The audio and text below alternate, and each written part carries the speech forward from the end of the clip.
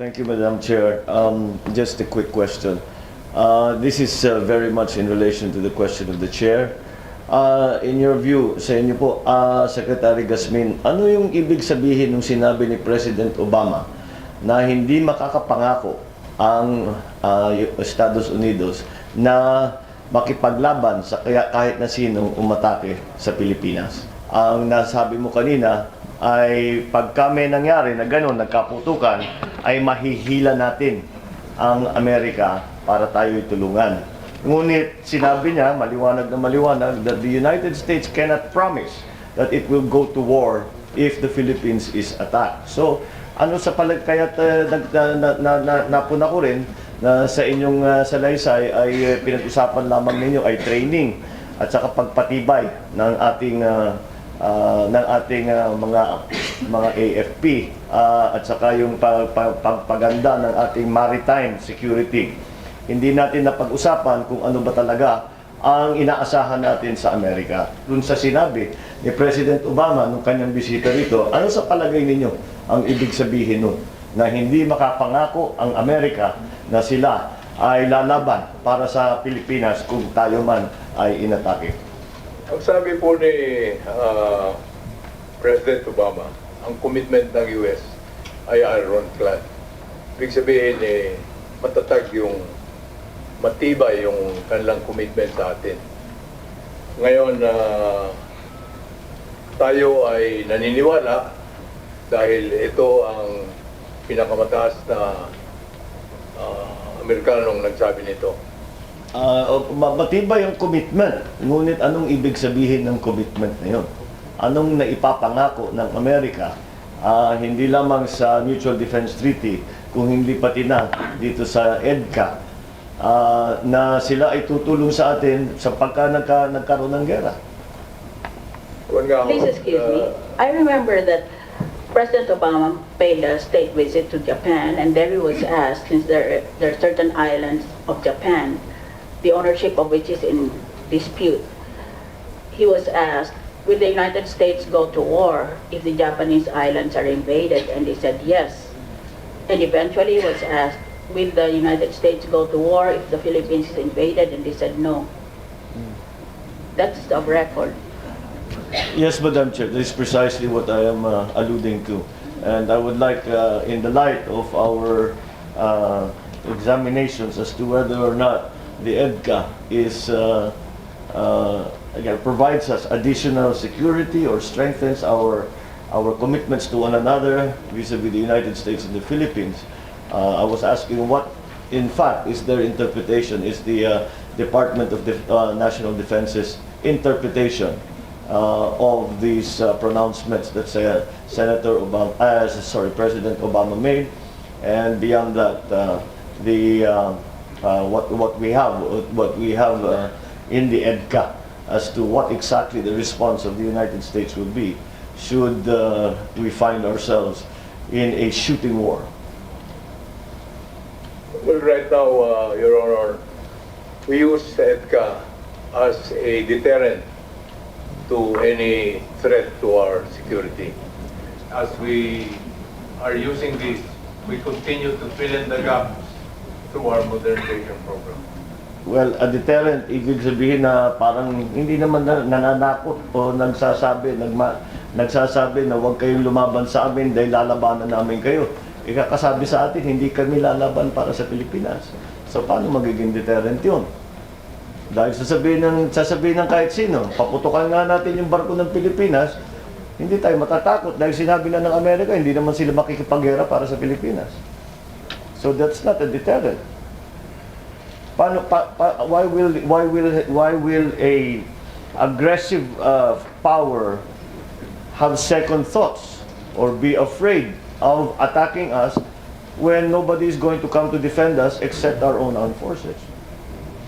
With the deterrence na nangyayari nga ngayon, kita nyo, hindi ho tayo ina-atake sa ating pag-resupply ng ating mga tropa sa iyong nation.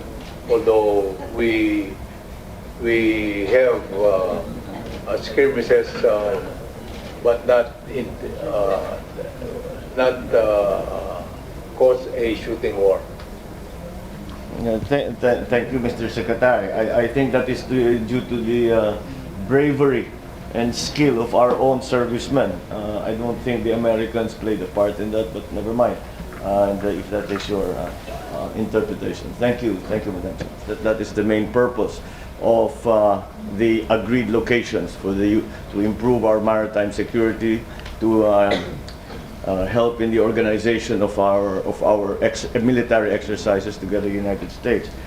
However, in Article 6 of the agreement of EDCA, it speaks mostly of prepositioning. And prepositioning, I take to mean, is simply the forward positioning of material so that when there is a deployment in that part of the world, that this material need not come from a distance far away in the United States. I am reminded of the prepositioned material that you see in a place like Hawaii, where there are acres and acres of military equipment just waiting to be deployed should there be a need. And furthermore, it is in paragraph 3 of Article 4, it reads, the prepositioned material of United States force shall be for the exclusive use of the United States force, and full title, such equipment, supplies, and material remains with the United States. The United States will have control over the access to and disposition of such prepositioned material, and shall have the unencumbered right to remove such prepositioned material at any time from the territory of the Philippines. This is implying that this prepositioned material in the Philippines agreed locations is for war. And it is not to do with training, it is not to do with increasing the Philippine Armed Forces capability, but merely it is using the agreed locations in the Philippines should there be a need to prosecute a war in our part of the world, which will and the prepositioning of this material will be clearly for the use only of United States forces. Surely that implies that this is now a U.S. base. Soljan or Yusek Batino? We would like to make emphasis on the pertinent phrase in paragraph 1 of Article 4 that requires the prepositioning of and storing of defense equipment to go through bilateral security mechanisms, and such as the Mutual Defense Board and the Security Engagement Board. This clearly provides that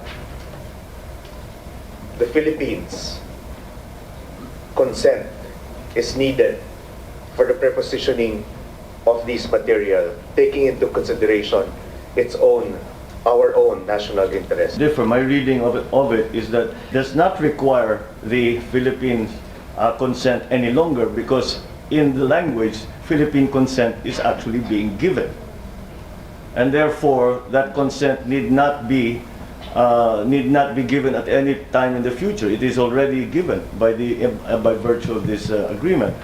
So there is no bilateral consultation in any way.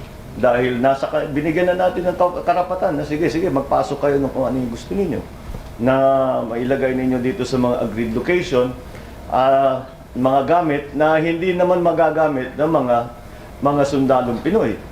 So, paano hindi naging base yan? Parang it looks to me, it sounds a lot to me like a base, because it is precisely the kind of activities that they do on bases on American soil. Kaya nga, hindi napapag-usapan natin na maraming nababanggit tungkol nga sa training, capability, disaster relief, okay, lahat yan. Pero maliwanag na maliwanag, meron silang may bahagi nung agreed location na para sa Amerikano lang. At tayo naman ay pumayag.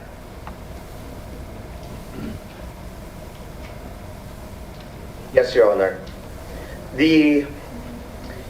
We think that we need to contextualize the language presented under paragraph 1. The Mutual Defense Board and the Security Engagement Board are established consulting mechanisms that meet regularly, year to year, to discuss the activities and all other details in connection with these activities.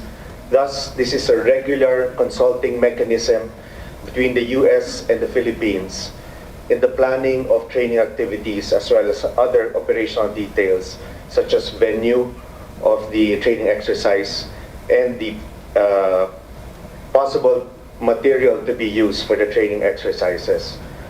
So it is our position, Your Honor, that through paragraph 1, it is clear that there is still this consenting mechanism that is needed to be passed before any preposition material could be decided by the two parties to be stored in the agreed location. The last sentence on that paragraph says, the United States forces shall notify the AFP, will not consult, will not seek the agreement, but will notify. Again, this bilateral consultation seems to be absent in that kind of language. Your Honor, the first sentence would pertain to the identification of the preposition material to be stored. Once that determination has been made, then we still require the U.S. to notify us in advance of the delivery of these preposition material. Of course, this is needed so that we could coordinate our protocols with the delivery of these items. Also, Your Honor, we would want to also emphasize a very important paragraph in Article 4, specifically paragraph 2, where the parties share recognition of the benefits that such prepositioning could have for HADR and for the enhancement of their individual and collective defense capabilities, which is again in consonance with Article 1 of the EDCA, which focuses on the development and preparation of our individual and collective capacity for mutual defense. We note, Your Honor, your observation under paragraph 3. And it is our position that this is a reasonable provision because these equipment and material stored really still belongs to the U.S. However, it will be used for the conduct of training exercises for the benefit of both the Philippine and U.S. forces. It can be used for HADR in times of disasters. But you said there's nothing here to say that the preposition material will only be relief goods, will only be water supply for disaster preparedness, will only be for that. If that were the only thing, that certainly wouldn't be a problem. But we are talking about weapons and material that are being stored. But anyway, I need not belabor the point. I think I have made my point that it should seem that at the very least, there is a section, a part of these agreed locations, which will be for the sole use of the United States forces, which would seem to imply that they have now established a base in the Philippines. So, with that, Madam Chair, thank you.